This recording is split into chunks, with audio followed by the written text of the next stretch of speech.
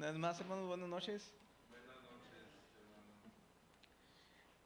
Platicaba ahorita con uno de los hermanos y les comentaba que dentro de, obviamente toda la escritura es inspirada por Dios, pero hay ciertos temas que consideramos cardinales y a mí me emociona mucho este tema en particular, la supremacía de Cristo, Cristo, la plenitud de la deidad.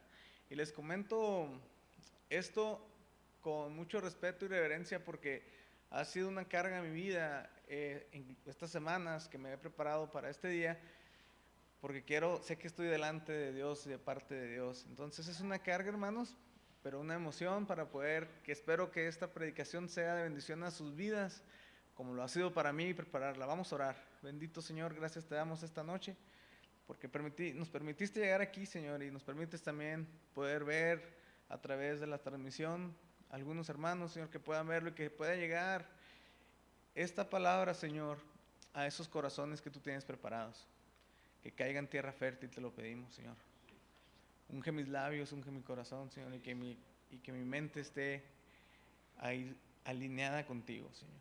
Te lo pedimos y suplicamos, mi Dios, en el nombre de Cristo Jesús. Amén. Hermanos, quiero comenzar diciéndoles que se me hace a veces curioso cómo utilizamos palabras absolutas en términos no absolutos. Mira, por ejemplo, ¿les ha pasado que escuchan o alguien dice, estoy casi 100% seguro de tal o tal cosa? Bueno, ¿estás seguro o no estás seguro? ¿Estás 100% seguro? Casi 100% seguro, ¿no? O por poquito y me muero. ¿Has experimentado la muerte? ¿Y sabes cómo se siente para poder decir, estuve tan cerca de hacerlo y volverla a experimentar? Estuve así de que me diera un paro o un infarto. Y las personas que lo han experimentado, ellos sí saben, pero la mayoría que los decimos, no tanto. Si no fuera, otra expresión, si no fuera por esta falla que tiene, sería casi perfecto o casi perfecta. Algunos chicos los he escuchado decir acerca de alguna chica, es casi perfecta, pero tiene esta falla. Bueno, puede ser expresar algo así casi exactamente, pero le falta poquito. Como que sabemos hasta dónde queremos llegar, pero le falta un poco, ¿no? Inclusive cuando andas viendo algún anuncio de algún vehículo que estás viendo, quieres comprar, has visto que te dicen, jala al 100%, no, está en excelentes condiciones, usan la palabra excelente y te dicen, pero ojo, trae detalle. Entonces no está en excelentes condiciones. Esto nos deja ver, hermanos, de alguna manera que dentro de las cosas creadas por humanos no existe nada perfecto. Se puede acercar bastante a la perfección alguna cosa y de acuerdo a nuestros términos humanos o el grado en que se conozca de alguna cosa o según el punto de vista de alguien, el punto de vista particular. O mira, por ejemplo, en una pieza musical, algún comentarista cuando escuchan alguna música o algún concierto, algún comentarista puede decir su ejecución fue perfecta. Pero otro más conocedor puede decir, estuvo casi perfecta. Comentaba hace 2 semanas con mi hermano, fuimos a visitarlo ahora que estuvimos en Doxa, y estuvimos por allá y nos invitó a comer y estábamos platicando y le digo que entre más conocemos de algo, más perfeccionistas nos hacemos. Y le comentaba esto porque él es muy perfeccionista. Por ejemplo, tiene muchos años preparando un platillo que es herencia familiar y nos lo preparó ahora que fuimos. Y cuando nos lo prepara el platillo de comer, yo dije, wow, no, qué manjar, le comenté. Y me dice mi hermano, está sentado así y luego me dice, está muy bien, dice, pero no me quedó al 100 como me hubiera gustado. Y yo, no le veo nada de falla, esto está perfecto. Pero a sus ojos, dice, había tenido una falla. No lo veía yo al 100, me comenta. Interesante. Y me comenta por qué era la razón. Dice, no me quedaron todos los cortes del mismo tamaño. Perfeccionista. Yo no le veía ninguna falla. Lo que el humano, hermanos, a veces considera como perfecto, realmente difiere del gusto o de la elocuencia, del conocimiento de alguna área o de alguna materia. Y no nos damos cuenta que al final no podríamos ni siquiera expresar lo que es perfecto, porque no lo hemos visto. ¿Cómo podemos expresar algo que no hemos visto jamás? Generalmente usamos algo de comparación para poder decir y expresar lo que queremos exaltar. Como al elogiar la belleza de alguna mujer, alguna dama, por ejemplo su esposa, le podemos decir, eres tan bella como una perla preciosa. Y usamos algo de gran valor que es algo de gran valor para la humanidad, para ponerlo a la par de lo que queremos exaltar. Entonces utilizamos ese tipo de ejemplos. La razón de esta forma de pensar, hermanos, en buscar la perfección, es parte de la reminiscencia que tenemos de la perfección con la que Dios nos creó, pero que perdimos cuando Adán y Eva pecaron. Ahora, es necesario restaurar esa perfección y no sería a través de ningún hombre descendiente de Adán. Lo repito, es necesario restaurar esa búsqueda o encontrar esa perfección, pero no podría ser por ningún hombre descendiente de Adán, sino de uno cuya verdadera naturaleza humana fuera perfecta, y eso solo es posible en Cristo. En la carta a los Colosenses se usa una serie de palabras, las cuales vamos a estudiar ahorita, y a continuación las vamos a leer para exaltar su magnificencia. Bueno, espero hayan traído sus lentes, hermanos, los que lo necesitan, y su Biblia, porque hoy vamos a leer mucho. A mí en lo particular, cuando preparo un tema, me gusta basarme en muchos versículos de la Biblia para no aislarlo uno solo. Entonces, prepárense. Es importante para mí leer esto, hermanos, porque lo que hacemos es que comparamos escritura con escritura y podemos conceptualizar este tema tan importante. Y siento que es tan vigente en nuestros tiempos como lo fue para la iglesia primitiva, la iglesia del primer siglo. Vayamos ahora a nuestro texto base, que es en Colosenses 1, del 15 al 19, y si nos hacen el favor de transmitirlo, estaría muy bien, gracias. Acompáñenme a leerlo, vamos a leerlo todos juntos. Desde el versículo que dice, Él es la imagen del Dios invisible, el primogénito de toda creación, porque en Él fueron creadas todas las cosas, las que hay en los cielos y en la tierra, visibles e invisibles, sean tronos, sean dominios, sean principados, sean potestades, todo fue creado por medio de Él y para Él. Y Él es antes de todas las cosas, y todas las cosas en Él subsisten. Y Él es la cabeza del cuerpo que es la iglesia, el que es el principio, el primogénito entre los muertos, para que en todo tenga la preeminencia, por cuanto agradó al Padre que en Él habitase toda plenitud. Plenitud. Esta palabra, hermanos, plenitud, según el diccionario en español, se refiere a un estado de totalidad. Plenitud se refiere a un estado de totalidad, integridad o cualidad de ser pleno. Humanamente hablando, es en un momento en que una persona se siente completa, satisfecha y en armonía consigo misma y en su entorno. Este término también puede aludir a algún punto culminante de algo. El diccionario Cambridge lo utilicé para buscar plenitud y nos dice que se refiere a un estado de totalidad, lo repito de nuevo, perdón, se refiere a un estado de completa realización. Dice, la palabra plenitud se refiere al estado de una persona o cosa que ha alcanzado su máximo grado de desarrollo o completitud. La primera vez que escucho este término, completitud, y se utiliza para plenitud.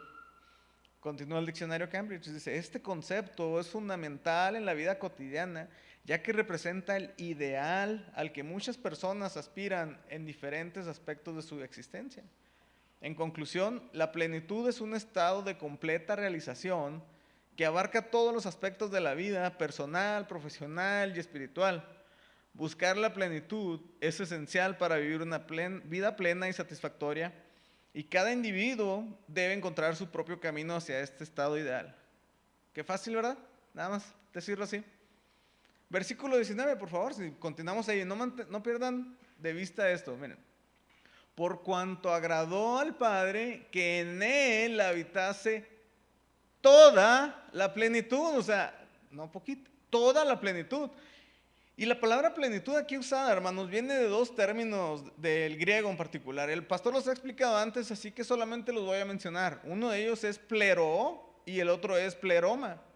Plero quiere decir hacer repleto, satisfacer o perfecto.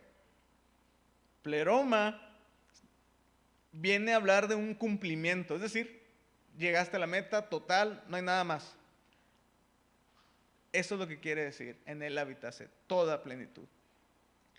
En otras palabras, y agregándole yo a mi propia cosecha, yo diría que algo que es 99.99% completo no es pleno. Es casi pleno, pero no lo es, como los ejemplos que veíamos anteriormente. Cristo es la plenitud de la deidad, es decir, la deidad misma, hermanos, de una forma completa, perfecta, única y total. No hay nada de Él que no sea plenamente Dios. Él es suficiente para hacer subsistir todas las cosas, las que hay en los cielos, las que hay en la tierra, visibles e invisibles, sean tronos, sean dominios, sean principados, sean potestades. Todo fue creado por Él y para Él. Miren, hermanos, encontré 20 versículos en la Escritura en donde se menciona la palabra plenitud y quiero que los leamos todos juntos. Porque quiero que vean cómo la Escritura usa la palabra plenitud para hacer ver algo tan grandioso, o algo completo, o algo cumplido. Y que solo la palabra plenitud sería la correcta expresión, pero por cuestiones prácticas solo veremos unos 6 o 7. El primero está en Primera de Crónicas, 16:32. Todos juntos, hermanos, ayúdenme. Resuene el mar y su plenitud, alégrese el campo y todo lo que contiene. Salmo 24:1. Todos juntos de nuevo. De Jehová es la tierra y su plenitud, el mundo y los que él habitan. Mira, aquí el versículo es, por si te queda la duda, no solo una parte fue creada por Dios, sino también los que en él habitan. Todo lo que está dentro de la tierra y los que en él habitan. Toda la creación es obra de Dios. Salmo 89:11. Son los cielos, tuya también la tierra, el mundo y su plenitud. Tú lo fundaste. Salmo 96:11. Alégrense los cielos y gócese la tierra, brame el mar y su plenitud. Juan 1:16. Por su plenitud tomamos todos y gracia sobre gracia. Y nuestro versículo en Colosenses 1:19. Por cuanto agradó al Padre que en él habitase toda plenitud.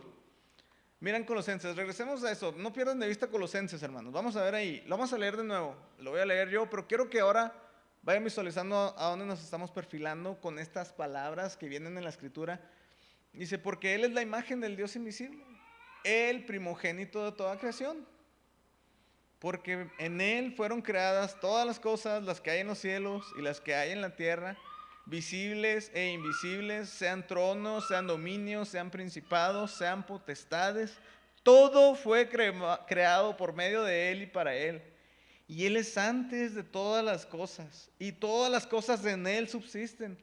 Y Él es la cabeza del cuerpo que es la iglesia, el que es el principio, el primogénito entre los muertos, para que en todo tenga la preeminencia, por cuanto agradó al Padre que en Él habitase toda plenitud.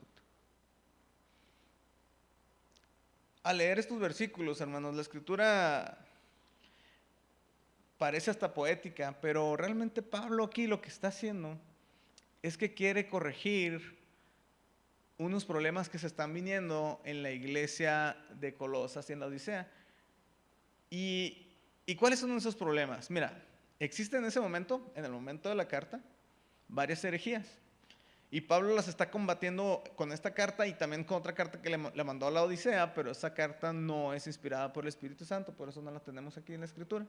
Pero esta carta sí la tenemos, la de los Colosenses. Y en esta epístola, de manera contundente, le da un golpe fulminante a estas herejías que se habían estado metiendo poco a poco. Y son dos problemas en particular en cuanto a la persona de Jesucristo que se me hacen muy actuales, hermanos. Pongan atención a esto. Y si están anotando, este es el primer problema. Esta es la primera herejía. Una de esas herejías decía que Jesús era solo un hombre divinizado. Mira, los herejes del tiempo de los apóstoles decían que Jesús era un humano divinizado, pero no Dios, sino alguien que había alcanzado un nivel de casi Dios debido a su iluminación. era una rama del gnosticismo que se le llama ebionismo. El ebionismo se refiere a una o varias sectas judeocristianas del cristianismo primitivo.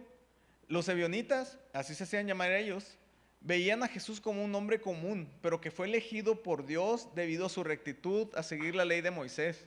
Mira, rechazaban la idea de la divinidad de Jesús y de su nacimiento virginal.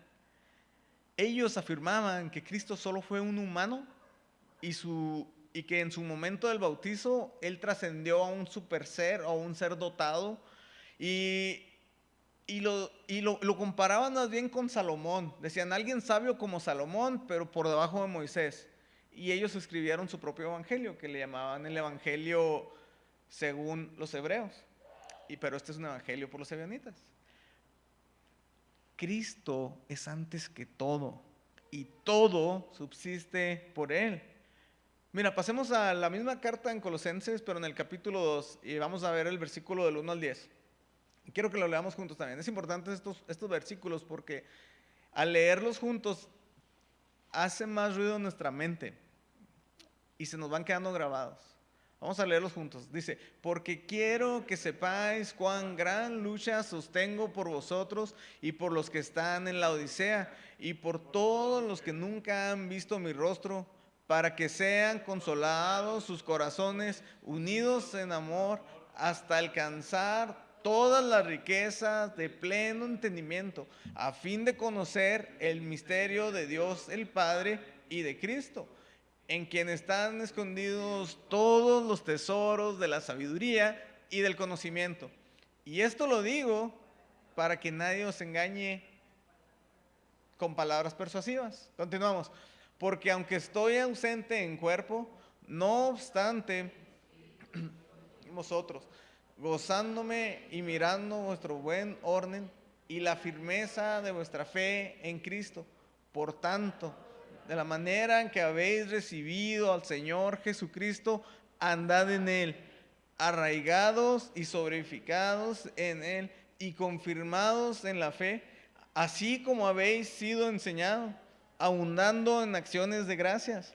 Mira que nadie os engañe por medio de filosofías y huecas sutilezas, según las tradiciones de hombres, conforme a los rudimentos del mundo y no según Cristo.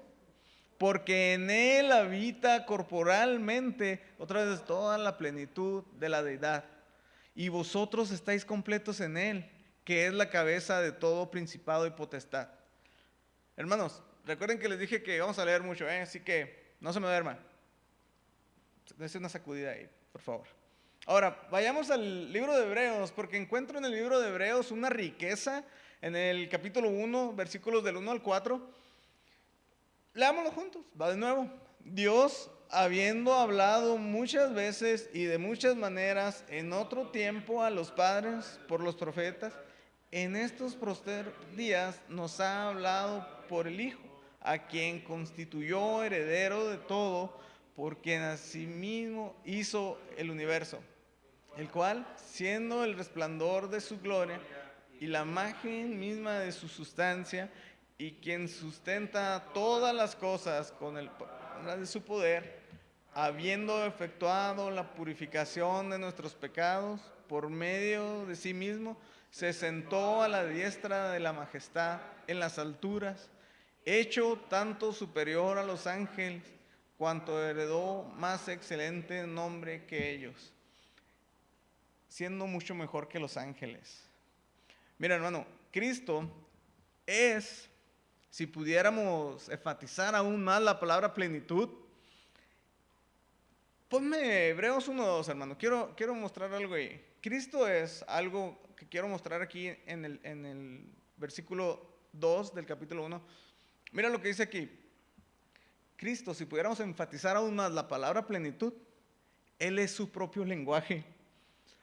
En Hebreos 1:2, donde dice, en estos postreros días nos ha hablado por el Hijo, en el griego original dice, nos ha hablado en Hijo.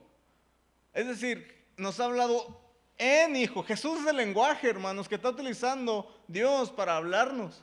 Antes utilizó a los profetas, pero ahora nos habla en Hijo. Es tan pleno que la única manera de expresarlo es en sí mismo. Él es su propio adjetivo calificativo. Amén, hermanos. Tenemos que saber en quién hemos creído, hermanos, y esto nos debe llenar de gozo. Herejía número 2. Decía que Jesús era solo un espejismo, era una visión o un ángel inclusive. Decían que era algo creado, que se les había aparecido, por eso mucha gente daba testimonio de haberlo visto, pero que no tenía un cuerpo material, ni que era tangible ni palpable. Mira lo que dice en su primera carta a Juan, capítulo 1, versículo 1, del 1 al 3. Vamos a leerlo juntos, hermanos. ¿Qué dice? Lo que era desde el principio, lo que hemos oído, lo que hemos visto con nuestros ojos, lo que hemos contemplado, nuestras manos tocante al verbo de vida. Porque la vida fue manifestada y la hemos visto y testificamos y anunciamos la vida eterna, la cual estaba con el Padre y se nos manifestó. Versículo 3, lo que hemos visto y oído, eso os anunciamos para que también vosotros tengáis comunión con nosotros, y nuestra comunión verdaderamente es con el Padre y con su Hijo Jesucristo. Él es la imagen del Dios invisible, el primogénito de toda creación. Aquí la imagen que quiere reflejar la palabra imagen, vaya la redundancia, es como una copia idéntica de algo. Es como si tú agarraras algo en particular y hicieras algo exactamente igual. Y yo no encontraba cómo describirlo hasta que afortunadamente le pregunto a mi esposa, ¿cómo se le dice cuando una célula tiene cierto ADN y se hacen dos células y las dos tienen exactamente el mismo ADN, la misma cantidad de cromosomas, la misma cantidad de materia? Me dice mitosis. Y yo, exactamente, eso es lo que quiero comunicar. Él es la imagen exactamente de la misma manera, de la misma sustancia, de la misma calidad. Cristo es la imagen encarnada de Dios. Y el Hijo ha sido siempre la imagen de Dios. Cuando leen en el Antiguo Testamento cualquier imagen que el ángel de Jehová o que se les apareció Dios, es Cristo mismo, es una cristofanía, se les apareció el mismo Señor. Y esto es lo que dice Pablo. Lo que está diciendo es, Él es la manifestación, hermanos, la representación y encarnación misma de Dios. Por lo tanto, es plenamente Dios y en todos los sentidos habidos y por haber. Mira cómo lo menciona Juan también en su evangelio, en el capítulo 10, del versículo 30 al 38, cómo lo graba Juan en las palabras que dice el Señor Jesús. Dice, yo y el Padre uno somos. Entonces los judíos se volvieron a tomar piedras para apedrearle. Y Jesús les dice, muchas obras les he mostrado, dice, de parte de mi Padre. ¿Por cuál de todas ellas me van a apedrear? Los judíos le respondieron, no por buena obra te apedreamos, sino por la blasfemia, porque tú siendo hombre te haces Dios. Jesús le respondió, ¿no está escrito en vuestra ley? Yo dije, dioses sois. Y si llamó dioses aquellos a quien vino la palabra de Dios, y la escritura no puede ser quebrantada, les aclara, al que Padre santificó y envió al mundo, vosotros decís, ¿tú blasfemas? Porque dije, hijo de Dios soy. Si no hago las obras de mi Padre, no me creáis. Mas si las hago, aunque no me creáis, creed a las obras, para que conozcáis y creáis que el Padre está en mí y yo en el Padre. Mira, hermano, estos judíos entendieron inmediatamente la problemática para ellos. Dicen, si aceptamos que Jesús es el Hijo, estamos aceptando que Jesús es Dios y que la misma sustancia del Padre está en Él. Por eso ellos rápidamente querían refutarlo con piedras. No puede ser. Y les daba un coraje, pero decía Jesús, la palabra no puede ser quebrantada. No pierdan de vista Colosenses, hermanos. Colosenses 1:15.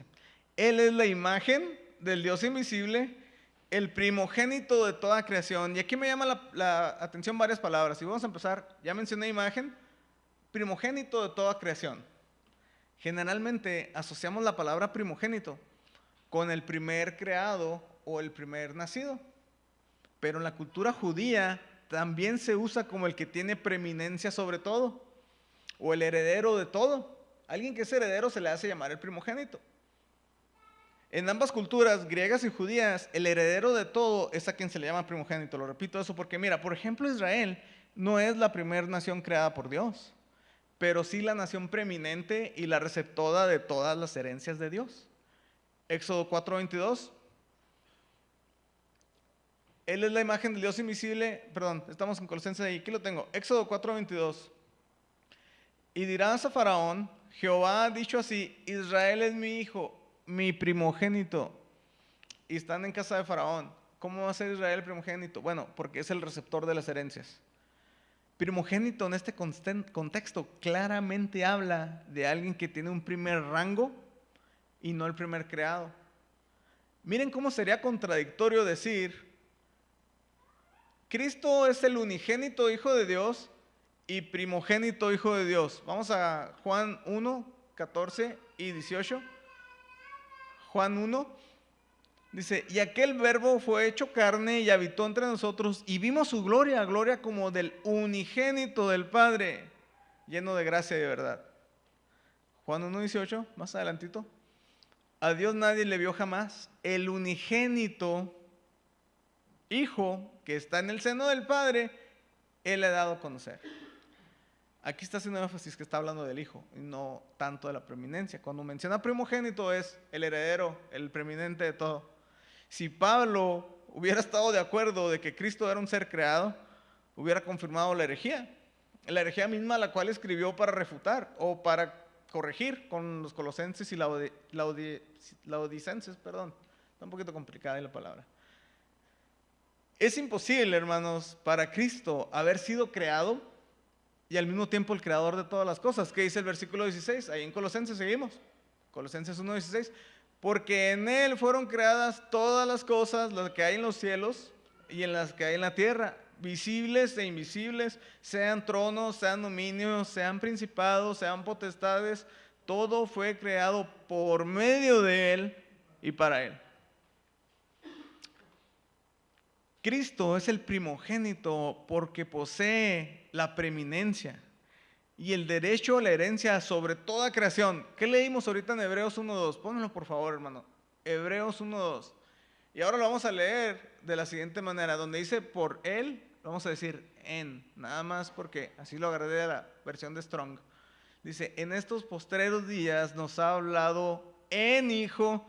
Y dice a continuación, a quien constituyó heredero de todo.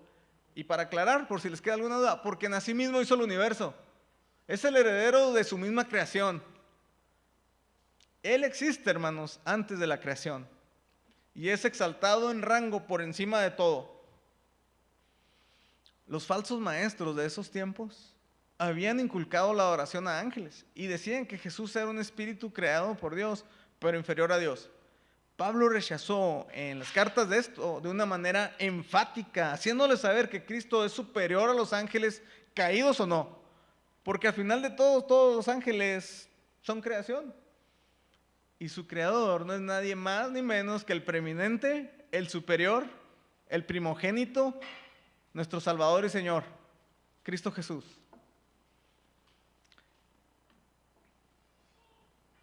Hermanos, en Colosenses encontramos tanta riqueza en cuanto a la supremacía de Cristo, a Cristo mismo como la deidad misma, que quiero que lo volvamos a leer.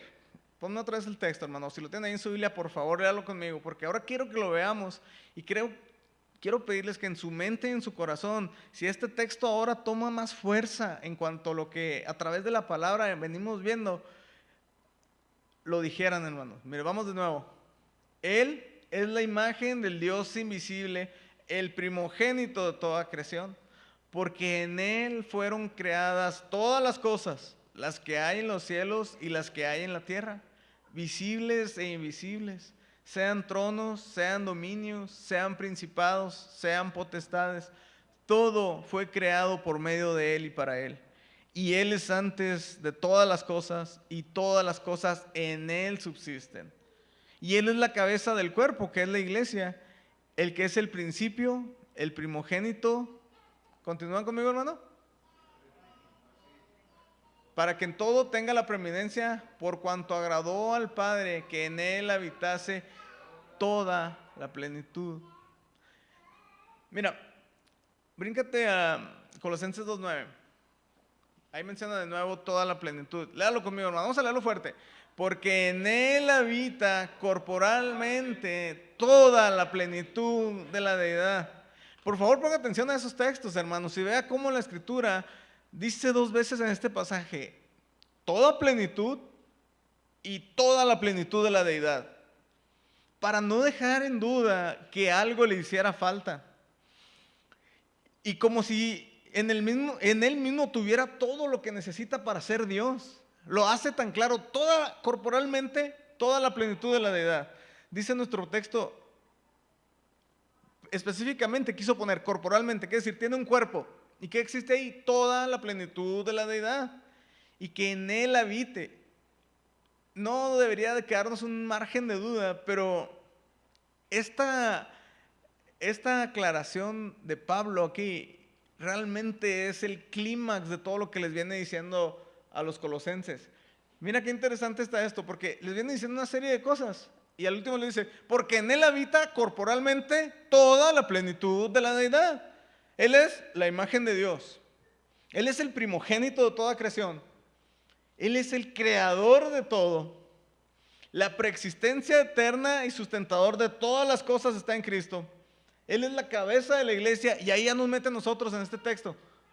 El que venció la muerte, el preeminente de todas las cosas. Y mira, hermanos, aquí tengo un texto que saqué del manual de vida de Cristo, la materia que se da aquí en la escuela formativa, y viene una pequeña exégesis de Colosenses 2:9 de ese versículo. Lo tiene aquí el pastor, lo leo. Pónganme atención. Porque en él, Cristo, habita corporalmente toda la plenitud de la deidad. El contexto nos habla de estar completos en Cristo, al tener al mismo Cristo, en el cual habita en forma visible. Ya estamos llenos de Dios en él y por él. Ahora bien, el hecho de que Dios habite entero en Cristo no significa que la divinidad fue achicada dentro de los límites de la humanidad, perdiendo así su inmensidad, o que la humanidad participe en la inmensidad de la esencia divina.